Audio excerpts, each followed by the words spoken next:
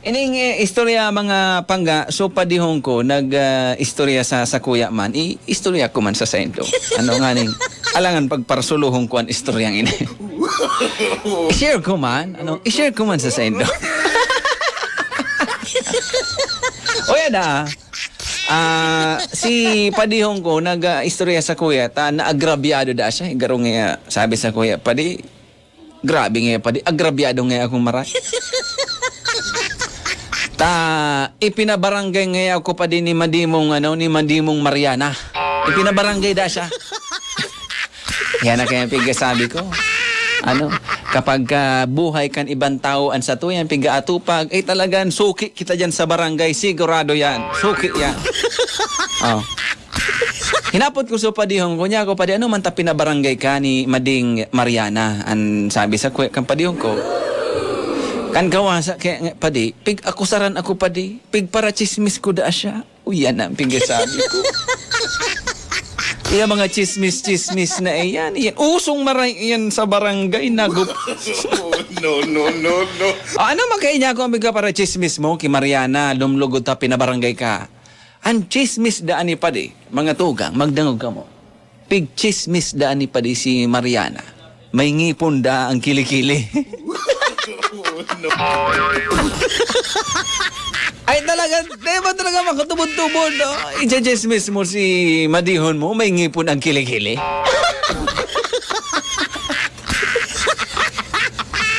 Dawa ako man talaga ang ichinismis na siring kayan, may ngipon ang kilikili, ipapangistorya ka, ipapabantog kan siring kayan. Ay talagang ipapabarangay ko, Daya ako matugot, na day kami kan magkaulay sa barangay. Talagang mamamararong talaga kaming pulbura kundi ko yan ipapabarangay. Ngunyan, kan pinabarangay na si padihong ko, di nagtindog na lupong tagapamayapa, mayong iba si Kapitan. Si Kapitan. Ang sumbong daan ni Mariana, mga tugang kay Kapitan, sabi ni Mariana, ngayakap, idulog ko na po sa opisina mo. Demi na po ngayon kayang resolveran ini sa samuyang mga harong. Yang kaya ngayakap si Pading Romeo, para chismis akong may ngipon da ang kilikili ko.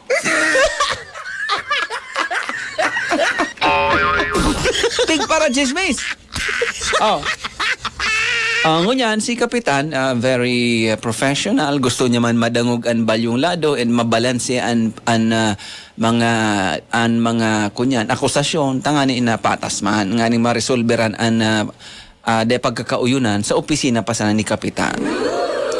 Di kinaulay ni Kapitan si Pading Romeo, si Pading Mio,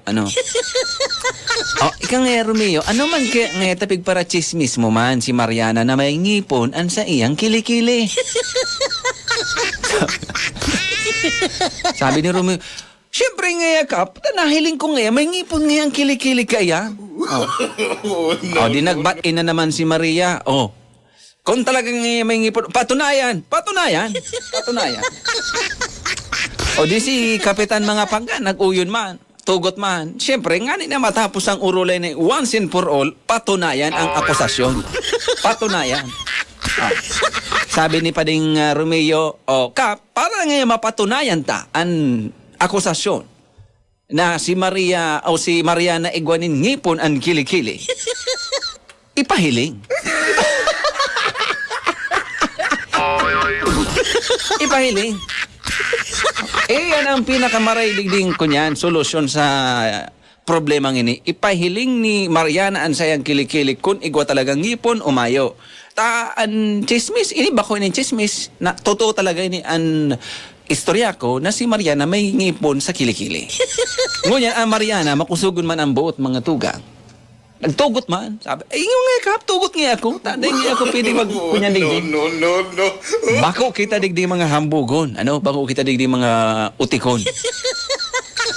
Ipigtaas na daan ni Mariana si sayang kilikili. Ipapahiling, papatunayan kung talagang may ngipon.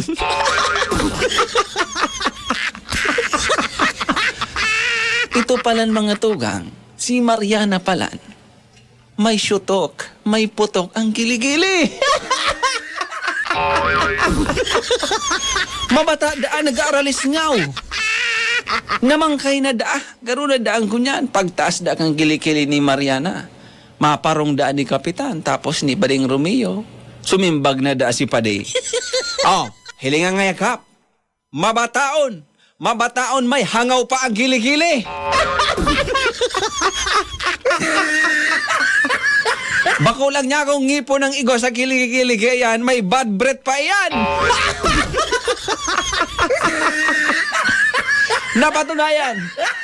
Napatunayan ni Pading Romeo na tamaan sa iyang akusasyon. Kaya pon kay to si Mariana napatsupong na. May bad breath na.